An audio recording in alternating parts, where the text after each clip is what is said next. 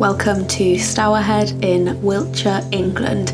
And Stourhead is a famous landscape garden, but if you're not familiar with it, it's known as a living work of art because it houses so many amazing trees and shrubs. And autumn is the best time to visit. It's famous for these amazing red, orange and yellow colours. So today we're going to go for a walk and see what colours we can find at Stourhead. And you may also recognise some of the sights here from the film adaptation of Pride and Prejudice. Make sure you stay tuned to the end if you're a fan of the film, because we're going to be looking at some of those sites, including the Temple of Apollo, which was used in the Pride and Prejudice 2006 film, where Mr. Darcy confesses his love to Elizabeth. But as you first arrive to Stourhead, you're greeted by this incredible gatehouse and lodge, which have some amazing colours this time of year. And then to the side of them, you'll find the walled gardens. And this is where the orchard is, and a beautiful greenhouse that's currently full of pelargoniums, and all enclosed within this beautiful wall. The dahlias are still in flower, and as we go into this greenhouse that borders on the wall of the garden, you'll see an impressive collection of pelargoniums. There's also a vegetable garden here, but it's currently undergoing restoration. So today we just visited the greenhouse and had a look at some of the pumpkins in the autumn displays as well. But as lovely as this area is, it's really just a warm-up for the main event. The centre of Stourhead is a lake, and it's surrounded by a selection of garden buildings and the main house as well, which you can see in the distance here beyond those trees. We're not visiting the main house today, but you can just take a look at it there briefly. And now let's head into the landscaped gardens. So there are still a few things in flower here. The hydrangeas are still looking really lovely, but everything is being taken over by autumn leaves. So you can start to see the amazing collection of trees now, and these were initially planted by a team of 50 gardeners. And as we walk down towards the lake through the winding lanes, you get these amazing open views of some of the garden buildings. So there you can see the Pantheon, and you can also see the Temple of Apollo from this viewpoint. And as you meander down some of these pathways towards the lake, you're greeted by these huge trees and shrubs, many of which were planted by the original team of 50 gardeners back in the 1700s, but the park has of course been maintained since then, and it's currently under the care of the National Trust. So the original collection of trees were beech, oak, sycamore, Spanish chestnut, ash and holm oak. And it's amazing to think that some of these are now nearing 300 years old in the landscape gardens, and how lucky we are to be able to see them in their full size and in this incredible autumn colour. You might be surprised to hear that the path taking us down to the lake was actually designed to emulate the journey into the underworld. It definitely doesn't feel like we're entering the underworld. Things are very calm and peaceful and tranquil here, but nonetheless you can see there was a really big influence of mythology on the way these gardens have been designed and landscaped. So now we've arrived at the lake, and the lake is the focal point for the gardens at Stourhead, and it's surrounded by these lush hills that are covered in trees, and you'll start spotting the occasional garden building now as well. We've still got a short walk until we reach our first garden building, but there's plenty of autumn colour and trees to admire along the route. So we try to visit Stourhead every autumn. We make sure we go in the week, because it does get very busy on a Saturday and it can be a bit overwhelming.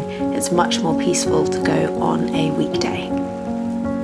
And even better if it's raining, like it was when we visited on this occasion. So now we're approaching the Gothic cottage, and this is one of my favourite buildings at Stourhead. I think it's quite underrated. It's not a building that people would tend to visit for, and this was originally called Watch Cottage. It has an amazing view of the lake, and in the 1800s it was renovated to include this beautiful curved window that you can see on the side there, and then it was renamed as the Gothic Cottage. And this lovely cottage has been renovated by the National Trust. It's got a new thatched roof, and it's been decorated for autumn with lots of pumpkins, some hops, some dried hydrangeas and gorgeous garlands hanging on the beams and above the fireplace. So when this cottage was built in 1785, it would have been a little summer house. It has this gorgeous view from this curved window towards the lake, and this is the window that was added later on when the cottage became known as Gothic Cottage. And in more recent years, it's had a few uses. Most recently, it was a coffee shop, and it was exciting today to see that it was open and we could go in and have a look around, and it's been decorated. And it was once decorated as a fairy tale cottage in Hansel and Gretel style as well. And as we leave the cottage, we're going to continue walking along the edge of the lake towards the Pantheon. And we didn't actually go inside the Pantheon on this occasion. You can see from the weather that people were sheltering inside and it was quite noisy in there. But we had a good look at the outside, and again, a really impressive building, and lots of people say this is the most impressive building at Stourhead, and it will be the reason a lot of people visit. It was also decorated really beautifully for autumn with some pumpkins and garland above the main entrance, which was really sweet. And the Pantheon at Stourhead was built in 1753, and you may have noticed it is modelled on the Pantheon in Rome.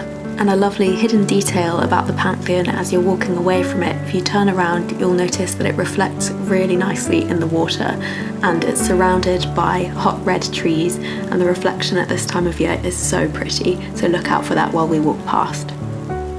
We've got a little bit of walking to do until we get to our next garden building, so we're going to take in some of the views of the lake, and there's that gorgeous reflection of the Pantheon surrounded by autumn colour. It's so pretty in all of this fog. And you'll notice in the distance there you can see a few of the other garden structures, and we didn't get to visit all of them today. The grotto in particular is being restored at the moment, so stay tuned for that next time. But now we're going to head towards the Temple of Apollo, and this is the route to the temple. You go through this little folly made of stone with these steps, and it's so pretty how the rocks are covered in moss and ferns. It really feels like something from a fairy tale. I absolutely love this walk. And after climbing all this way, it's always worth stopping and taking in the view, and you never know when you're going to find a wonderful viewpoint while you're following these paths. So here we are at the Temple of Apollo, and this you will recognise if you're a fan of Pride and Prejudice. So the Temple of Apollo was built in 1765, and Apollo is the god of the sun. So it's up on the top of this hill here, and if you look out from the temple there are amazing views over the lake, and we start to see those now, but they get better as we get closer to the temple. And you can actually hire the Temple of Apollo for weddings, and this has picked up a lot of popularity since it was featured in Pride and Prejudice, and the prices are quite reasonable as well. I think it would make a really lovely wedding venue. The Temple of Apollo was actually built to upstage a temple that was in Kew Gardens, and that was the Temple of Sun, which it definitely met its objective. It's very impressive. So now we've got a short walk down the hill towards the lake, where we will find the Palladian Bridge. And if you're a fan of Pride and Prejudice, you will recognise this bridge from the 2006 film. And this is quite an iconic point to photograph at Stourhead, so you've probably seen this before if you've seen pictures or if you've visited. And again, this is a place where you'll want to stop and take in some of those autumn colours and admire the view. This is a really good spot for appreciating the scale of the landscaped gardens, and it's absolutely breathtaking. It definitely made me want to throw on a Regency dress and run around and pretend I was in Pride and Prejudice. And behind this area you'll find the Bristol High Cross, and this was actually built in 1373 to celebrate Bristol becoming its own county, and it originally stood in the centre of Bristol, but it was moved to Stourhead in 1764. And again, make sure you take in those autumn colours because they are looking particularly lovely in this area. And as we leave, we'll see these cottages on the edge of the estate, and one of these is a holiday cottage, so it would make a beautiful place to stay if you want to visit. But thanks for coming along on this autumn tour of Stourhead. I hope you've enjoyed it. We had a really nice time looking around, and we'll see you next time.